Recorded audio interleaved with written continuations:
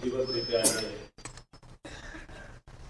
કર્મયોગી મહાઅભિયાનનો પ્રારંભ થયો છે.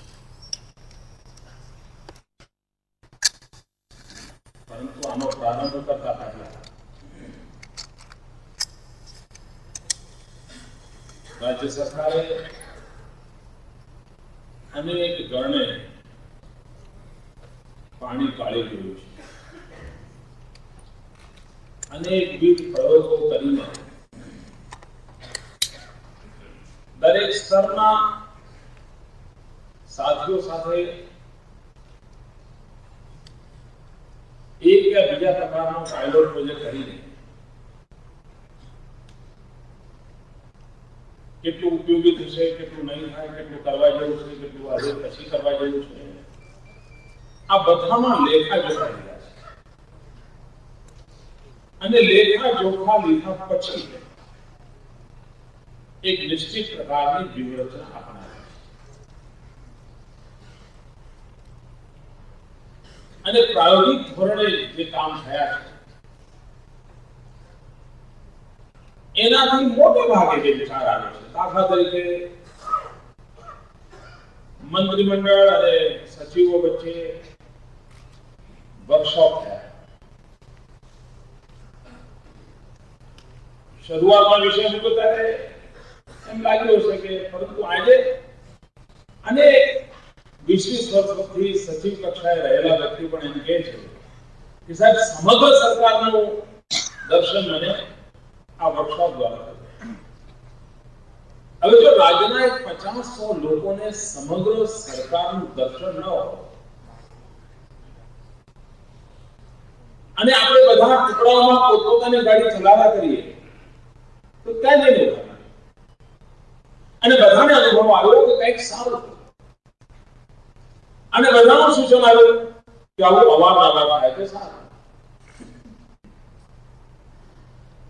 કેવડિયા કોલોનીમાં કલેક્ટર ડીડીઓ સાથે કાર્યક્રમ કર્યો. જ્યારે પરિપત્ર ગયો ત્યારે આપણે 3 દિવસ શું કરીએ, જોડે રહેવાનું, દિવસ તો કાઢી લઈશું, સાંજનું શું, દરેકની પોતાની આદત.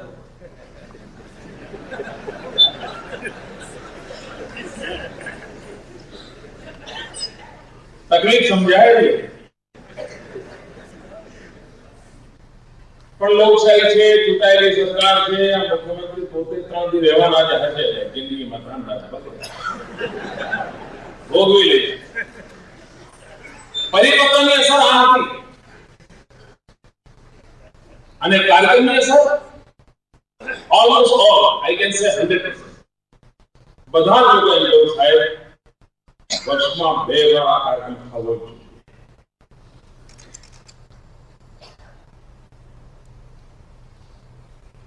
શરૂઆતમાં પ્રારંભ કર્યો તો મુખ્યમંત્રીના કાર્યાલયના સ્ટાફને અમદાવાદ મેનેજમેન્ટ એસોસિએશનમાં ભણવા માટે મોકલ્યા હતા. બીજો એક કાર્યક્રમ કર્યો તો પટાવાળાને ડ્રાઈવરને ભણવા માટે મોકલ્યા હતા. પછી અમારા પટાવાળા મિત્રો સાથે, ડ્રાઈવર મિત્રો સાથે મેં જરા વાતચીત કરી કે કેમ લાગ્યું. સચિવ કક્ષાએ જે જવાબ હતો એ જ પટાવાળાનો જવાબ હતો. કેટલી સામ્યતા છે.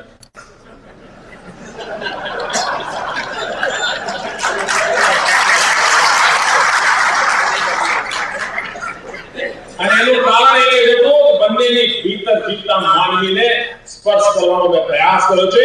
અને તમારામાં બેઠેલી માનવતા, પટાવાળામાં બેઠેલી માનવતા, ડ્રાઈવરમાં બેઠેલી માનવતા, આ માનવતાનો સેતુ જોડીને આ વિચારને સાકાર કરવાનો એક સફળ પ્રયાસ થયો છે અને તેનો મને આનંદ.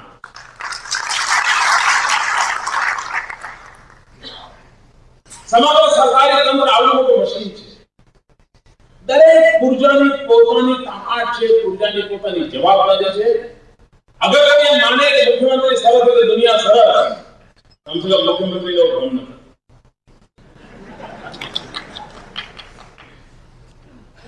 તમે જોયું કે દીપકમાં સૌથી છેલ્લો દીપક જે બીજા ને ચીફ સેક્રેટરીનો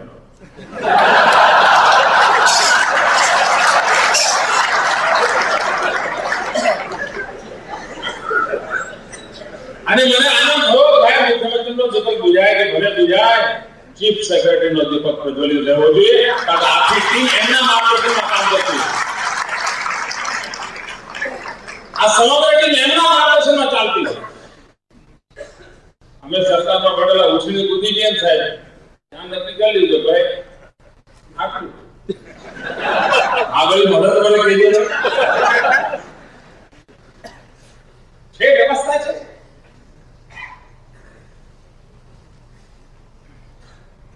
ન હું કોઈ વિચારધારા થોપવા માંગુ છું, ન હું કોઈ વ્યવસ્થા થોપવા માંગુ છું. એ માર્ગ મને મંજૂર પણ નથી અને એમાં કન્વિક્શન પણ નથી અને હોવું પણ નથી. મારો પ્રયાસ આ છે કે આપણામાં જે શક્તિ પડી છે આ શક્તિઓથી આપણે પરિચિત છીએ. ખોવાઈ ગયેલા, લૂંટાઈ ગયેલા, હતાશ થયેલા આ ચહેરાઓને ખબર છે કે તમારી ભીતર અપાર શક્તિનો પાર ભંડાર પડેલો છે. અહીંયા આપણે ગીત મનુષ્ય તો બડા મહાન. મને ખબર નથી આ ગીત તમે સાંભળતા હતા તમે શું ફીલ કરતા. હું આ ગીત સાથે વર્ષોથી જોડાયેલા છું. સરકારના બધા ડિપાર્ટમેન્ટની એમાં વાત હતી. તમે અહીં હતા કે ઓફિસમાં તમને ખબર નથી પણ સરકારના બધા ડિપાર્ટમેન્ટની વાત હતી. मनुष्य तो बड़ा महान है, इतना तो कहीं तू जो चाहे नदियों के मुख को भी मोड़ दे, इरिगेशन डिपार्टमेंट. तू जो चाहे धरती को अंबर निचोड़ दे, तू जो चाहे धरती से अमृत निचोड़ दे, कृषि विभाग. तेरी छाती में छुपा महाकाल है, तेरी छाती में छुपा महाकाल है, वो डिपार्टमेंट. समग्र गीत सरकार दरेक डिपार्टमेंट સાથે સંબંધિત વાક્યોનું ગીત છે. અને આ બધી શક્તિઓના મૂળમાં મનુષ્ય. એક વિચારણા ચાલે છે. તમારા માટે મિત્રો મારા સૂચન પર વિચાર કરીને મને ઇનપુટ આપશો તો મને ગમશે. કશું ખોટું થાય તો જવાબ માંગીએ, શિક્ષા થાય, આ બધું તો આપણે રિવાજ છે. હવે રિવાજ કોઈ માણસ બદલી ન શકે. પણ મારામાં બીજો વિચાર આવે છે કે શું સારું એની નોંધ લેવાની કોઈ વ્યવસ્થા થાય, આખું વાતાવરણ બદલાઈ જશે. અને આવશ્યકતા આ છે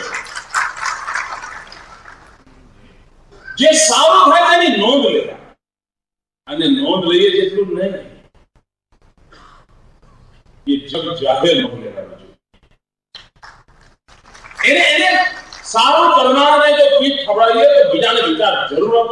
મનુષ્ય મૂળભૂત રીતે ખોટું કરવા કહેવાયેલો નથી. ઈશ્વરે જે નેચરલ ઇન્સ્ટિંક્ટ મૂકી છે એ ખોટું કરવા માટે નથી મૂકી. પણ જ્યારે એને લાગે કે એ ખોટું કરનારને તો કંઈ થતું જ નથી, તો મારે સારું કરીને મરવાની શું જરૂર છે, એટલે પહેલા એ સાયલેન્ટ. પછી એને એમ થાય કે જો ખોટું કરવા વાળો તો આગળ જાય તો હું તો રહી ગયો, તો પછી સ્પર્ધામાં ઉતરે. અને પછી ગઈકાલનું સારું કરનારો માણસ આ વખતે ખરાબ કરવાની સ્પર્ધામાં એટલો બધો આગળ નીકળી જાય કે જે ઓરિજિનલી ખરાબ કરતો તે હારી જાય. અને આખી પ્રક્રિયામાં ખરાબ કરવાની સ્પર્ધા લાગે. આ વાતાવરણને બદલી ન શકીએ, સમાજ જીવનમાં પણ બદલી શકે. જે સારું કરે છે, સાચું કરે છે, સમય પર કરે છે, અને પુરસ્કૃત કેવી રીતે દરેક સ્તરે એની ચર્ચા કેમ કે વડિયા કોલોનીમાં જયારે મીટિંગ થઈ ને ત્યારે મને ખબર છે બધા કલેક્ટર એટલું બધું લેસન લઈને આવેલા હતા. 3 દિવસ હતા મુખ્યમંત્રી ભગવાન જાણે થોડું શું કરી નાખે. હું 3 દિવસ માત્ર ને માત્ર શ્રોતા હતો, માત્ર શ્રોતા. અને મેં તમે જે શ્રેષ્ઠ કર્યું જયારે મારે એટલું સાંભળ્યું અને મને ખબર છે કે એમને પોતે કરેલું સારું કહેવાનો એટલો આનંદ હતો. અને મને વિશ્વાસ છે કે એના સારા કરાયની નોંધ એને ખરાબ કરતું જાતે જ અટકાવે છે અને વધુ સારું કરવાની પ્રેરણા આપે છે. આ સ્વયં પ્રેરણા જગાવવાનો પ્રયાસ. મિત્રો, કોઈ કોને ટ્રેન કરી શકે એવું મારું મત નથી. પદ્ધતિ કદાચ શીખવાડે છે, પરંતુ આ કર્મયોગી મહાભયાની એન્વાયરમેન્ટ ક્રિએટ.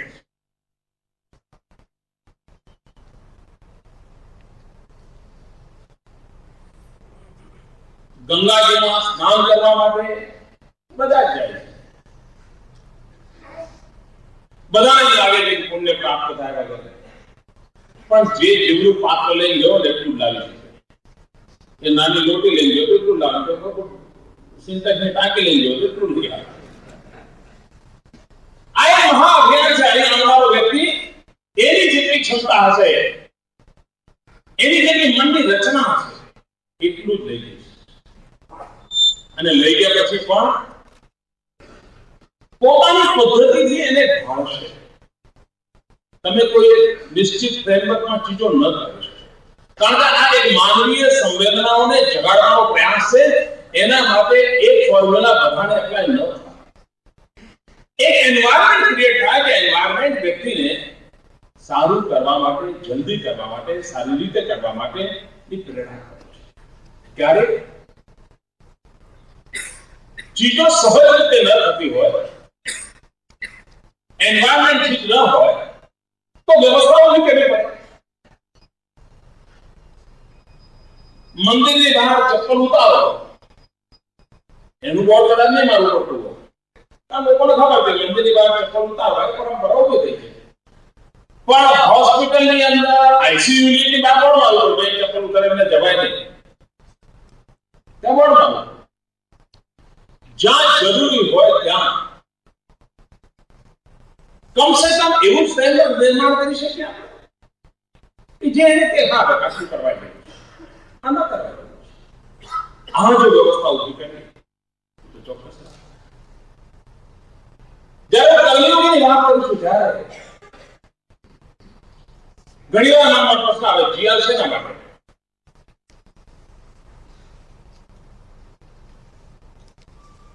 મેં ઘણા બધા દર્શન કર્યું, જીઆર છે ના માટે?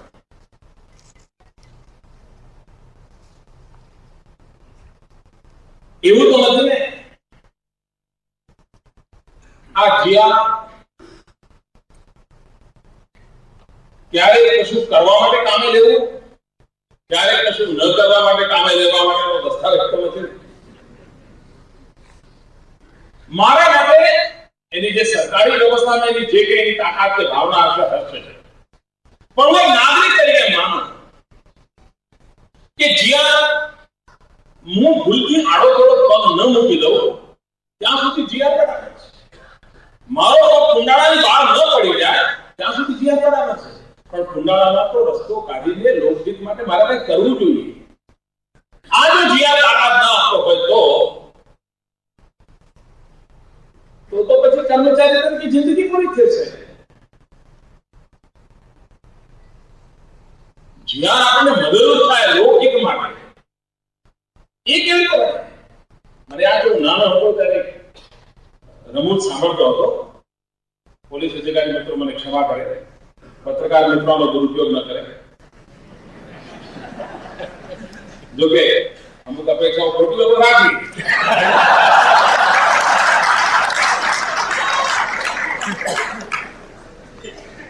અમે રમૂજ સાંભળતા નાના હતા કે ઘરમાં ચોર આવ્યા. ચોર આવ્યા તો કોઈ પોલીસ ઇન્સ્પેક્ટર નું ઘર, ચોર બધું એક પછી લૂંટવા મળે ને પત્ની જાગી ગઈ અને પતિને જગાડે. આ ચોર બધું લૂંટે છે, આ લઈ જાય છે. અરે તમે પોલીસ વાળા છો, આખી દુનિયાને ડોલાવો છો, આ લઈ જશે, આ નીકળ્યો, આ ઘર, આ ભાગ્યો, આ કૂદ્યો. કે આ ગરબા ડાંગા યુનિફોર્મ નથી પહેરે, ડ્યુટી પર નથી.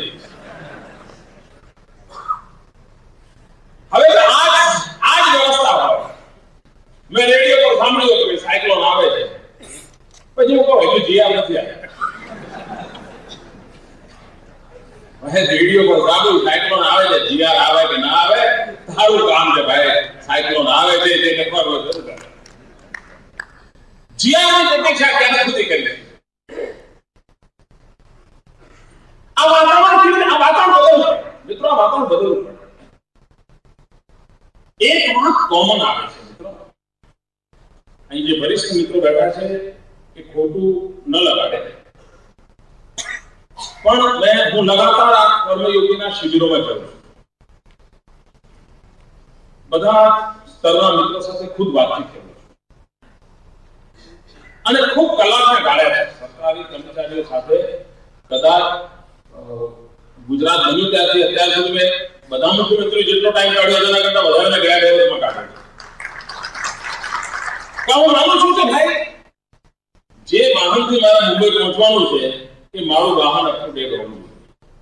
મારી સીધી સાડી રમત છે, ડ્રાઈવર સરસ હોય, ગાડીનો રંગ સરસ હોય, રસ્તો સરસ હોય, પણ મારું ટ્રાફિક ઠેકાણા બધું હોય જાય તો હું મુંબઈ ના પહોંચું. વડોદરામાં જઈને 15 વાગે પંચર થાય.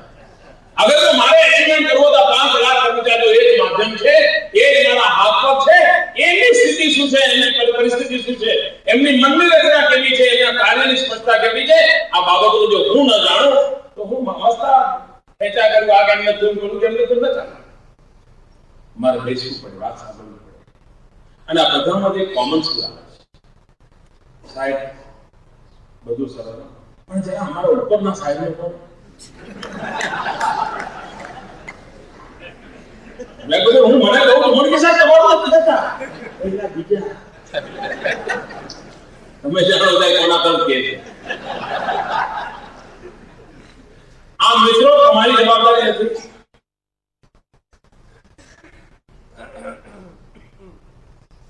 મેં અનેક ઓફિસરો સાથે વાત કરતા, ક્યારેક ગાડીમાં બેસતા, તે છે મારી નાતો તમારી.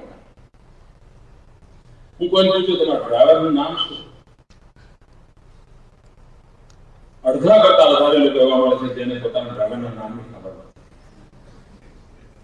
આપણો સાથીદાર નથી ભાઈ, એનું નામ ખબર ના હોય આપણને.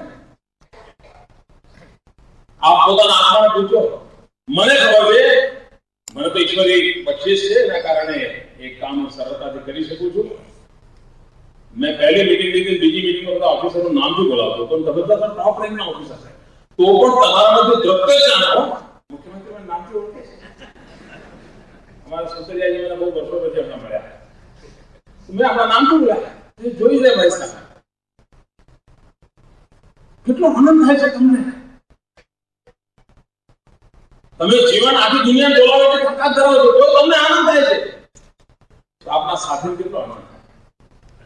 જેમાં તમને આનંદ થાય છે એવો આનંદ તમારા સાથીને મળે એવો ક્યારે પ્રયાસ કર્યો છે મિત્રો? કરી જજો. એના તો તમને જે તાકાત મળશે, અદ્ભુત તાકાત. આજે તમને તમારી કઈ પાસેથી કામ લેવું છે, કામ અલગ અલગ પ્રકારના આવતા હશે, નિર્ણય અલગ પ્રકારના આવતા હશે, પણ વર્ક કલ્ચરમાં તો બધા આવે છે. અગર જો વર્ક કલ્ચર એસ્ટાબ્લિશ કરી દીધું હોય અને એને લુબ્રિકેશન માટેની લગાતાર વ્યવસ્થા હોય, તો આખરે આ મશીનમાં જે લુબ્રિકેશન જરૂરી છે એમ માનવીય જીવનમાં પણ લુબ્રિકેશન બહુ જ અનિવાર્ય છે. ગમે તેટલો મોટો ફેરફાર હોય, દુનિયા ઘરના ભણાવતો હોય, એને પણ લુબ્રિકેશનની આવશ્યકતા હોય છે. નરેન્દ્ર મોદીને પણ અપેક્ષા હોય છે કોક મને ખબર આ કે કેમ છે, તબિયત કેમ છે. હું પણ મનુષ્ય છું ભાઈ, તો મારા સાથીઓ મને ખબર મારી અભિમુખ આવે તો સીધા કામની વાત નથી કરતા. કેમ છે ભાઈ, કેમ છે, બહુ થાકેલા લાગતા છો, એનો થાક ઉતરી જાય. જો છાપામાં જુદું છપાય તો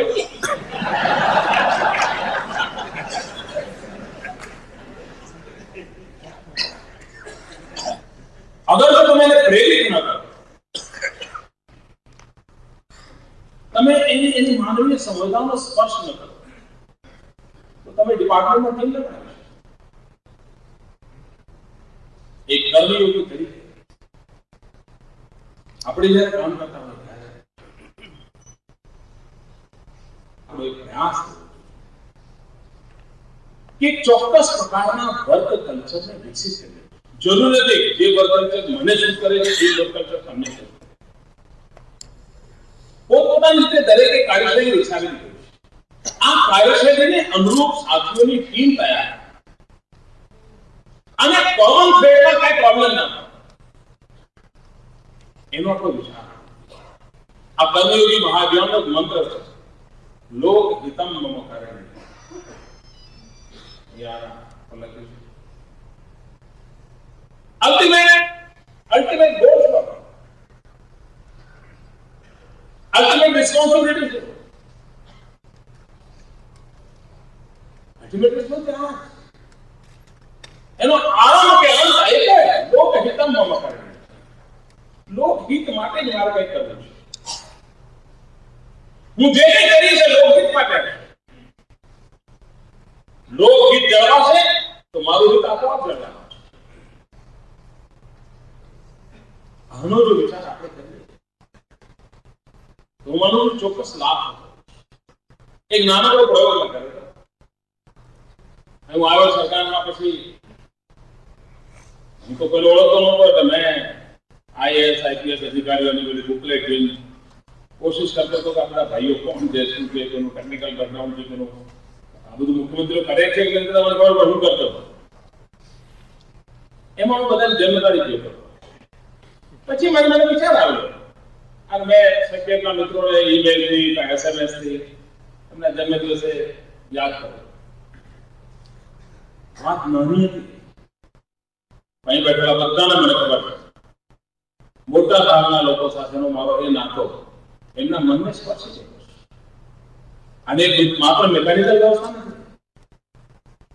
અમારા ગાઢ સાહેબ બેઠા આ મેકેનિકલ વ્યવસ્થા નથી. તમે જે ટીમ જોડે કામ કરો છો એની જોડે લાગણી છે નહીં ભાઈ. અને આ દરેક સ્તરે આ પ્રવાહ ઉપરથી નીચે જાય અને ઉપરથી નીચે આ પ્રવાહ જાય એની ચિંતા આપણે કરવી જ પડે. આપણે જો દિશામાં પ્રયાસ કરીએ તો આપણને પરિણામ મળતું છે. આ કામ માટે મેં જોયું મને કેટલાક ઓફિસરોએ સામે જ વિનંતી કરી કે સાહેબ આ ટ્રેનિંગના કામમાં મને રૂચિ છે, તમે મને જો કામે લગાવશો તો કામ કરીશ. આ નાની વાત નથી સાહેબ. આ એવું કામ છે કે જેમાં લગભગ ખપી જવું પડે. પણ ઘણા બધા સાથીઓ મને કહ્યું સાહેબ આ કામ સોંપો મને રૂચિ છે, હું એમાં પડવા માંગુ છું. મેં એવા કેટલાક મિત્રોની ટીમ હસમુખ ગઢિયાને આપી છે. સ્વયં એક ઈચ્છા રાખી. બીજી એક બાબત રાજ્ય સરકારે વિચારી છે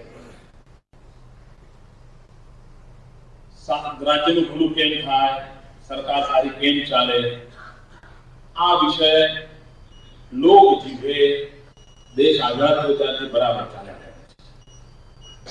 બધા આની ચર્ચા કરી શકે. હું પહેલી વાર કરું છું બધા ચાલે. તમે કોઈ પણ છાપું વાંચો તો તે સરકાર સુધરે આની બાબત હોય છે. અને આ ચર્ચા નું કારણ છે અકારણ ચર્ચા. પોલિટિકલ પાર્ટીને એમ લાગે કે અમારું મેનિફેસ્ટો સરકાર સારી ચાલશે. કોંગ્રેસને એમ લાગે કે મેં બે સેશન કરી દીધા એટલે સરકાર સુધરી જશે. એક સારો નિર્ણય થઈ જાય વાવાઈ લઈ જાય આપણે લેવા સરકાર સરસ થઈ ગઈ.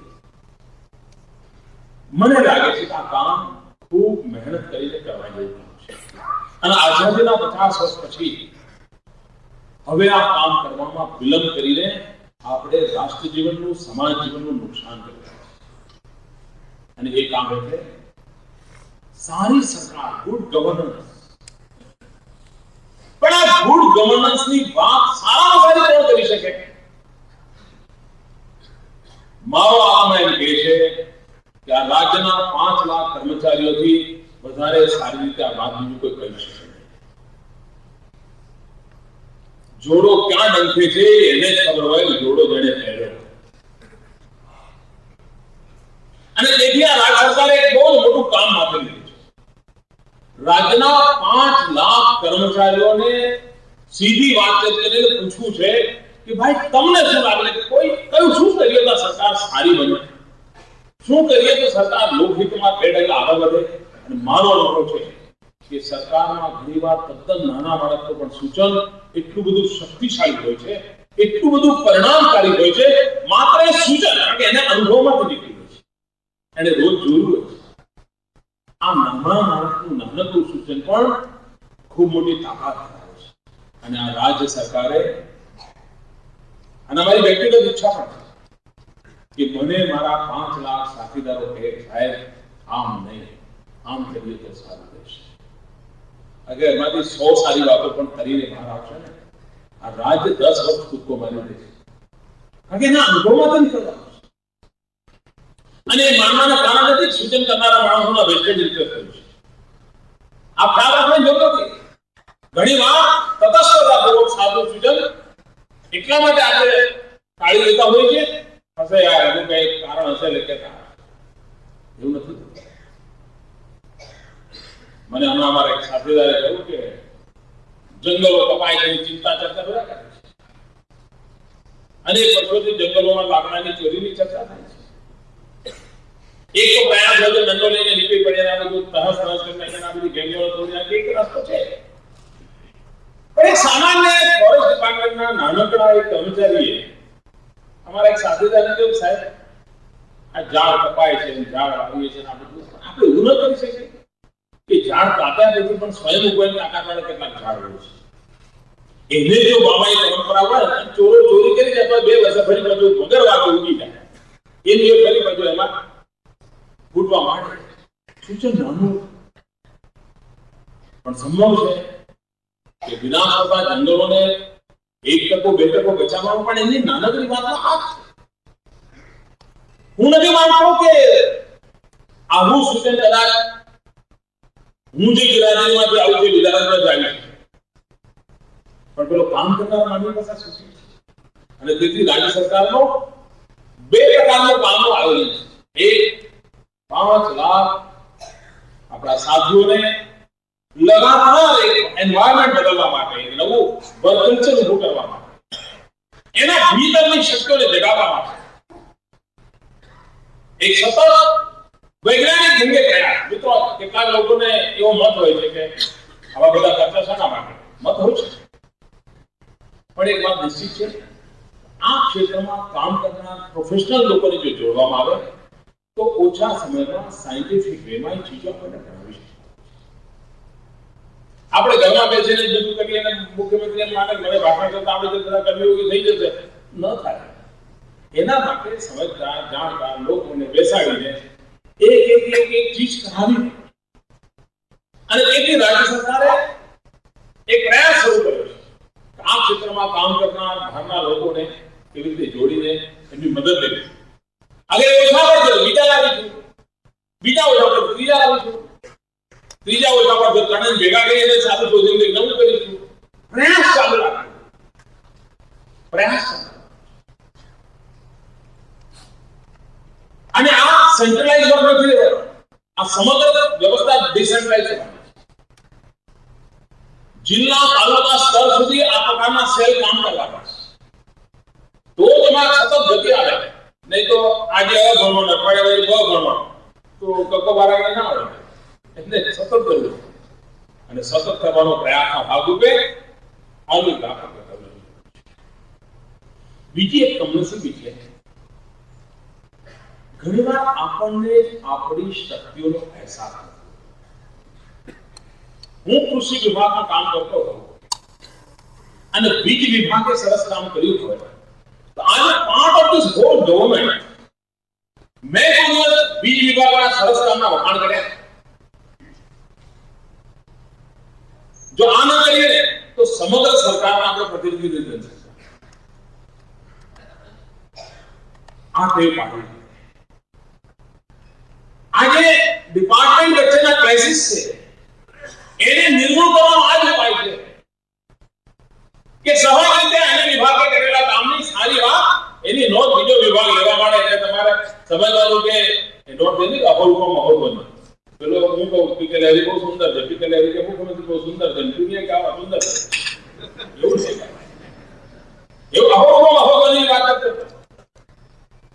પણ મારો આગ્રહ છે કે વિચાર કરો, અમેરિકામાં વીજળીના ક્ષેત્રમાં કંઈક તકલીફ થઈ જાય, 48 કલાક એમની વીજળી જતી રહી.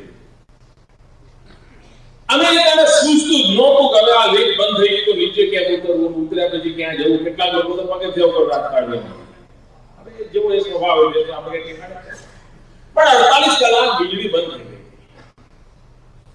ગુજરાતની અંદર ભૂકંપ આવ્યો, ભીષણ ભૂકંપ આવ્યો, 72 કલાકમાં વીજળી ચાલુ થઈ ગઈ.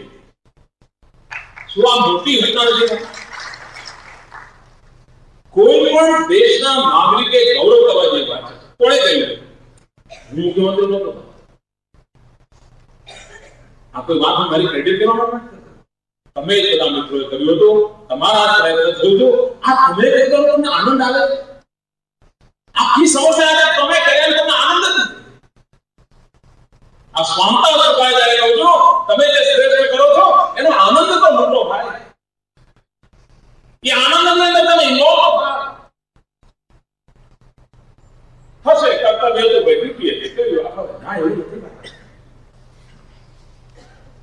આપણે એક અદભુત કામ કર્યું છે. પણ પેલું તો સવારમાં કોઈ છાપો માર્યો પછી એમાંથી ગાડી નીકળી ગઈ. આખો દાડો તમારે એની આસપાસ જ નહીં. સ્વામી વિવેકાનંદે કહ્યું આઝાદી પહેલા, સ્વામી વિવેકાનંદે કહ્યું હતું કે ભાઈ તમારા જે ભગવાન હોય તે, તમે જેની ઉપાસના કરતા હોય તે,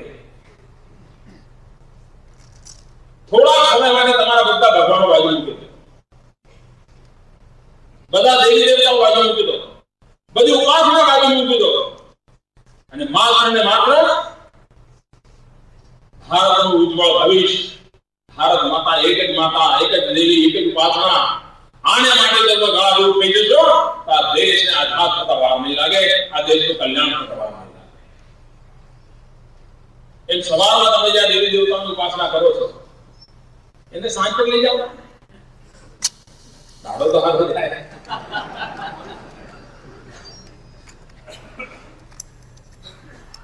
ફલાણા છાપાની દેવી ને ફલાણા ટીવીની દેવી ને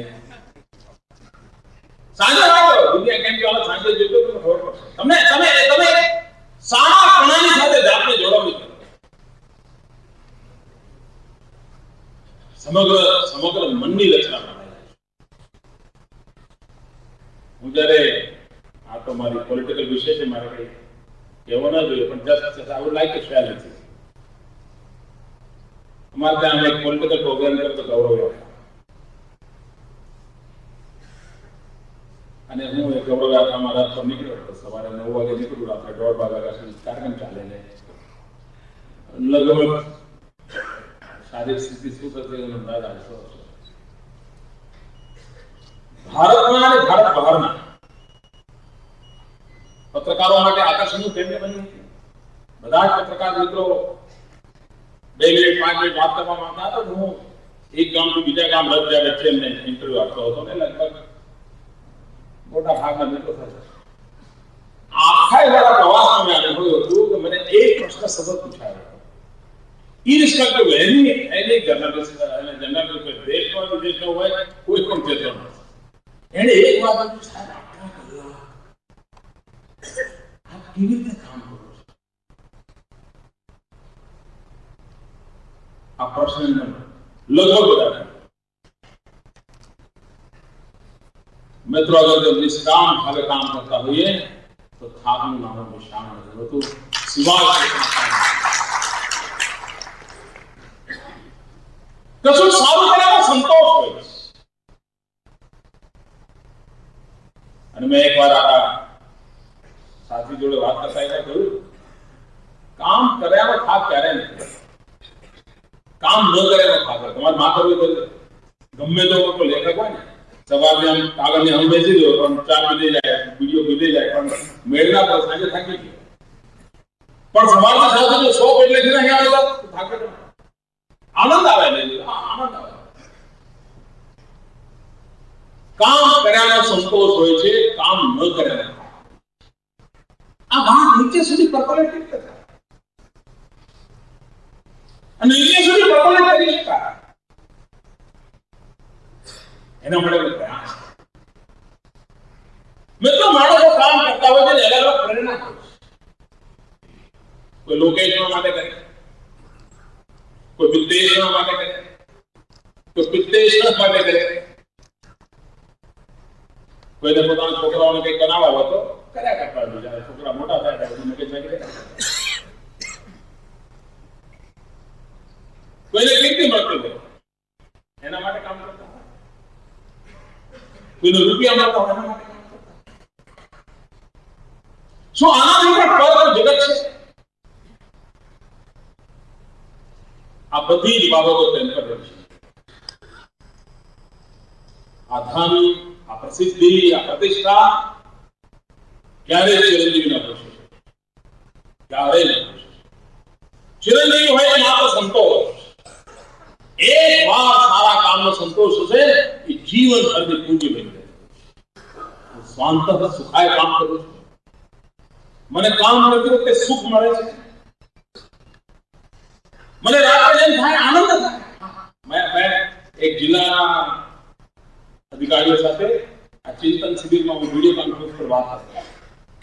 મેં એમને પૂછ્યું, ભાઈ આ કર્મયોગી બધું ચાલ્યા કરે છે, 6-8 મહિનાથી તમારા કાને પડે છે, તમને પોતાના વ્યવહારમાં કઈ અંતર દેખાડતું નથી?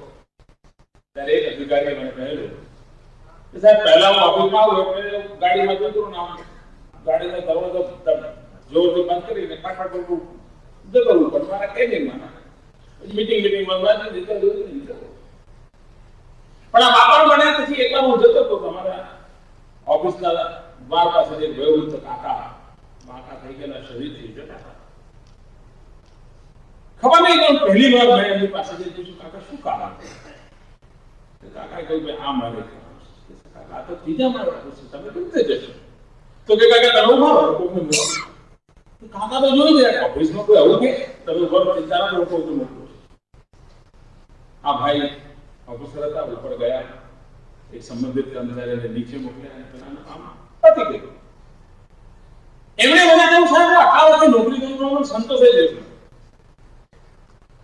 મને જીવનમાં સંતોષ એ દિવસે મળ્યો. મારા ડિપાર્ટમેન્ટનું કામ સહી મારું નથી કરતા, પણ મેં જરા એમને પૂછ્યું, કાકા શું કામ હતું? એમણે કહ્યું, ઉપર જઈને બીજાને કહ્યું, ભાઈ જરા જો નીચે પેલા કાકા ઉભા છે, તકલીફ છે, જરા દૂર કરી આપો. અને પછી મને સાંજે ખબર પડી એમનું કામ પતી ગયું. મને આજે પણ લાગે આટલા બધા વર્ષોની મારી આ જિંદગીની યાદ હવે શું કે હું શોધતો રહીશ યાદગાર ઘટનાઓ મારી જિંદગીની યાદગાર. મિત્રો આપણા પ્રશ્ન માટે શક્ય ન શક્ય. આ એક ચોખવટ, એક ફ્રેમવર્ક, એનાથી ઉપર જિંદગી બહુ મોટી હોય. આ જિંદગીમાં રમમાણ થવાની આવે છે. કોઈ પણ કામ કરવા માટેની પહેલી શરત હોય છે સંવેદન, મારા ભાવનો ભાવ. આ તો મારા ભાવ આપણે મારા છે, એમનું દુઃખ એ મારું દુઃખ છે, એમનું સુખ એ મારું સુખ છે. આ પ્રકારનો જો ભાવ લાગે તો જ કામ કરવાની પ્રેરણા.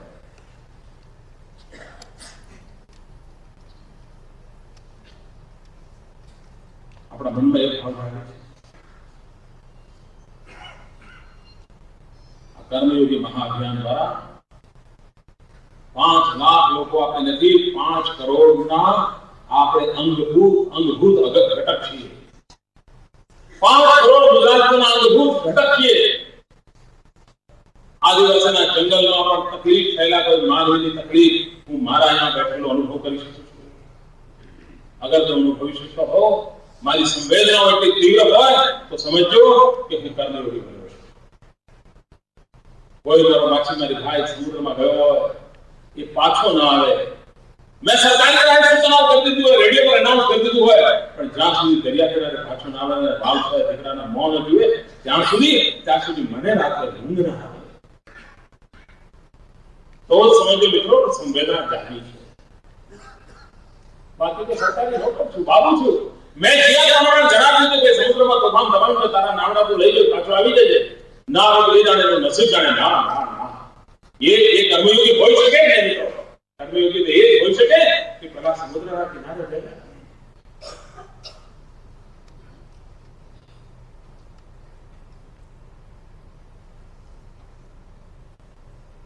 ગરીબના સુકો,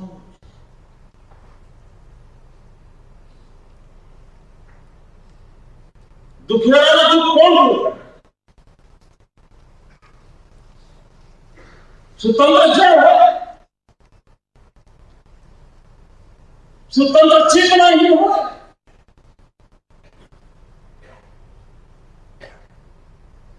જ્યારે કર્મયોગીના કાર્યક્રમ માટે હું જ્યારે બધાને પૂછું ત્યારે એક પ્રશ્ન એ પૂછવાનો કે તમે એક નાગરિક તરીકે, સરકારી કર્મચારી તરીકે સરકારમાં તમને થયેલા કડવા અનુભવની નોંધ. મને આશા છે સરકારમાં આપણો સાથીદાર રિટાયર પેન્શન માટે 10-10 વર્ષ સુધી દફતર પર ચક્કર ખાવા પડે. મિત્રો, આ સંવેદના છે. આપણો સાથીદાર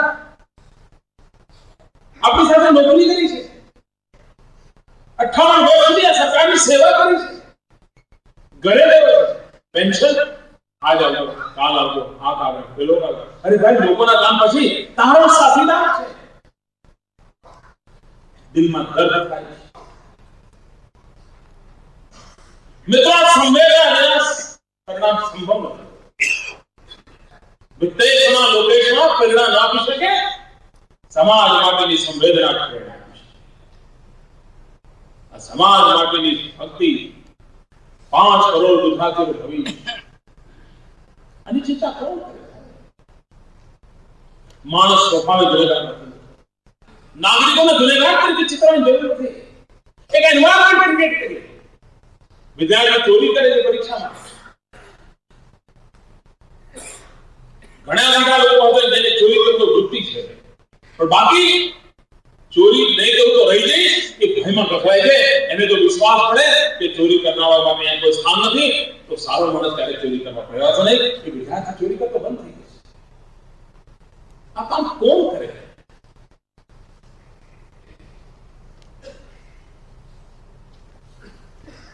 મિત્રો, અમારી ટોળી જે છે ને આવતી હોય છે, જતી હોય છે.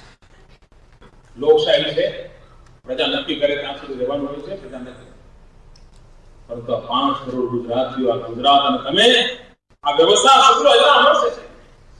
અગર એના પ્રાણ નહીં હોય તો સરકારો ગમે તેટલી આવશે, જન સામાન્યની સ્થિતિ નહીં બદલાય.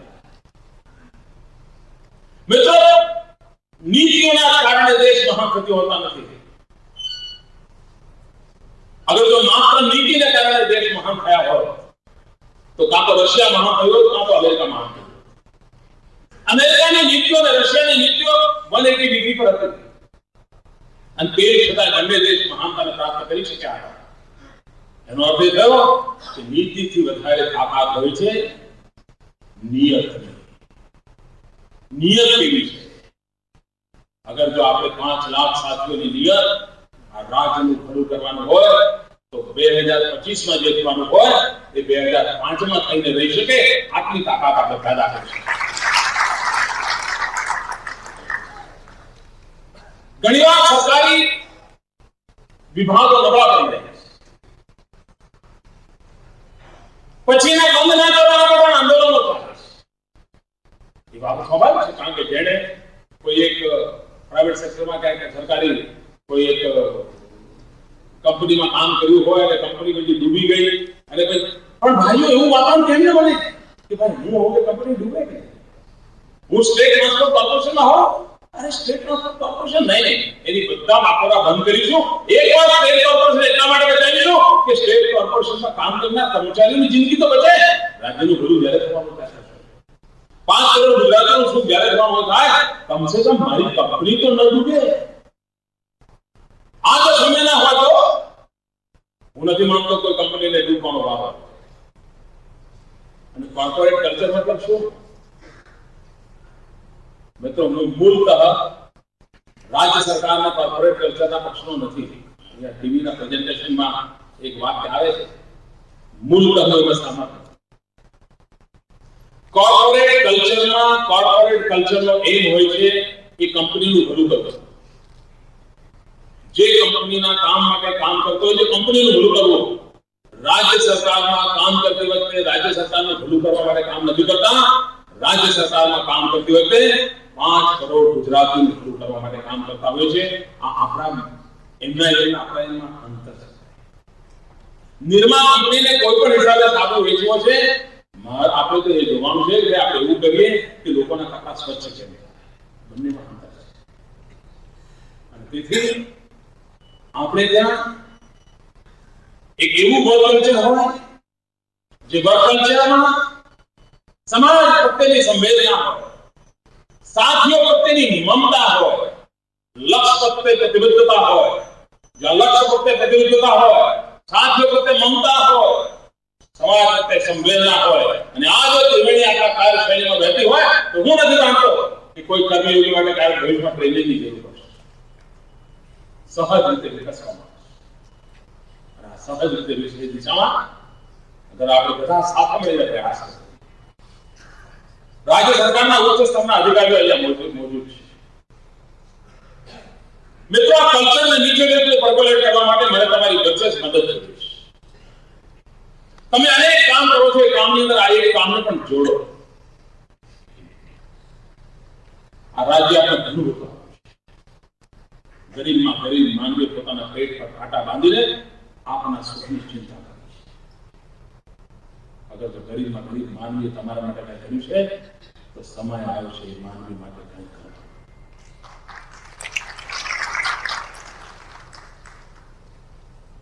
મિત્રો, હું આઈટી બીટીથી માંડીને 50 વિષયો સાથે જોડાઈ ગયો એ પ્રકારની મારી પ્રકૃતિ છે. પણ આ સમગ્ર તંત્રનો મારો મુલાકાત છે કામ કરવાનો. મેં પહેલા પણ એક વાર કહ્યું કે મારો એક સાથી સહસ્ત્ર બાહુ પહેલા તો ઈશ્વરનું વર્ણન હતું. ફલાણા ભગવાન સહસ્ત્ર બાહુ, ફલાણા ભગવાન 10 બાહુ. આ સહસ્ત્ર બાહુ એટલે શું? એ બધા ખબર લટકાયા. અરે 50 મિત્રોની ટીમ એટલે સહસ્ત્ર બાહુ, 500 મિત્રોની ટીમ સહસ્ત્ર બાહુ. મારે 1 મિલિયન બાહુ સાથે કામ કરવું છે. 1 મિલિયન ભૂજામાં ચીફ સેક્રેટરી હોય અને ઈચ્છિત પરિણામ પ્રાપ્ત થાય, આ પ્રકારનું કામ કરવા માટે મારી ઈચ્છા. પછી સાહેબ મિત્રો નાની મોટી અંતે ભાગે તો પણ પરિણામ આવવા માંડે. આજે રાજ્ય સરકાર પાસેના સંસાધનો, આજે રાજ્ય સરકાર પાસે અવેલેબલ મેન પાવર અને રાજ્યની સમસ્યાઓ, આપણે સમસ્યા મુક્ત રાજ્ય બનાવી શકીએ. કોઈ પણ નવો નિર્ણય ન કર્યા વિના પણ બને. એટલું બધું ઉપલબ્ધ છે. શરૂઆત ત્યાંથી પરિણામ આપવા. મારો કોઈ દાવો નથી. દુકાનમાં થતું હતું, નહોતું થતું, અનેક રીતે પ્રયત્ન થયા છે. ઇન્સ્ટિટ્યૂટ પણ નાની ચાલે છે, અનેક લોકો પ્રયાસ કર્યા છે. પણ સંભવ છે કે કદાચ ઇલેક્ટેડ લીડરશિપ આમાં જોડાઈ નહીં. અને તેથી આ કર્મયોગી મહાઅભિયાન શબ્દ કદાચ નવો હશે, વધતા ઓછા પ્રમાણમાં આ બધી એક્ટિવિટી વર્ષોથી કરતા આવ્યા છે. મને આનંદ એટલા માટે છે કે હું પોતે પણ આ શિક્ષણની પ્રક્રિયામાં ભાગીદાર બન્યો છું. હું પણ મારી જાતને તમારા બધા વચ્ચે આવીને શિક્ષિત કરવાનો પ્રયાસ કરું.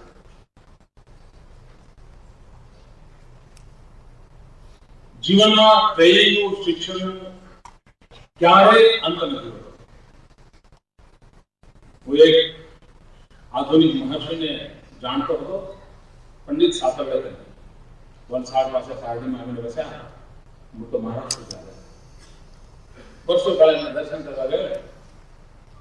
એમની જોડે વાત કરતા મારા ધ્યાનમાં આવ્યું, 103 વર્ષ જીવ્યા અને 100મા વર્ષે પણ એ 100 સૂર્ય નમસ્કાર કરતા. અહીં આપણા કોઈ 5 સૂર્ય નમસ્કાર કરવા હોય તો કેવા મોંમાં ફીણ આવી જાય, જેને કર્યા મને ખબર. 100મા વર્ષે પણ 100 સૂર્ય નમસ્કાર કરતા. એ પેઇન્ટિંગ પણ કરતા. તમે એમ કહો છો પેઇન્ટિંગ મને કે 60 વર્ષની ઉંમર પડતા પછી મને એમ થયું એકાદ નવી ક્વોલિટી મારામાં આવે તો મને મજા આવશે જીવનમાં. એટલે મેં 60 વર્ષે ડ્રોઈંગ શીખવાનું ચાલુ કર્યું. જીવનને આટલા ઊંડુંથી જીવવું જ પડે. જીવન આપણા માટે બોજ બની જાય તો એની સૌથી મોટી જવાબદારી આપણા હાથમાં છે. સંજોગો આપણને જિંદગીને બોજ નથી બનાવતા, આપણે જ આપણી જિંદગીને બોજ બનાવતા. આપણી જિંદગી આપણા માટે બોજ ન બની જાય. આપણો બોજ આપણા પરિવાર માટેનો બોજ ન બને, આપણું પરિવાર સમાજ માટેનો બોજ ન બની જાય. એની શરૂઆત આપણા મનની રચનાથી થાય. તેથી આ મનને તંદુરસ્ત રાખવાનો પ્રયાસ રાજ્ય સરકારના કર્મયોગી અભિયાન. આ કરવું કે ન કરવું, સારું કે ખોટું વિવાદ ચાલ્યા કરશે. પણ એ વિવાદથી વિચલિત થવાની જરૂર નથી મિત્રો. અગર જો સત્કાર્ય માટે આપણે જઈ રહ્યા છે, સામાન્ય માનવીની ચિંતા કરવા માટે આપણી સંવેદનાઓને પ્રજ્વલિત કરવાનો પ્રયાસ કરી રહ્યા છે, ઈશ્વર પંથા આ જ માર્ગ છે. ઈશ્વર પંથાના માર્ગે આપણે બધા જો ચાલીશું તો મને લાગે કે આપણી શિક્ષણ પ્રાપ્ત કરીશું. આપણો આ દેશ એવો છે કે જેની જ્યાં તત્વજ્ઞાનની કોઈ કમી નથી. કોઈ પણ જીવનમાં સેવા માટે તાત્વિક અધિષ્ઠાન ન કરવું. આપણે બધા સરકાર,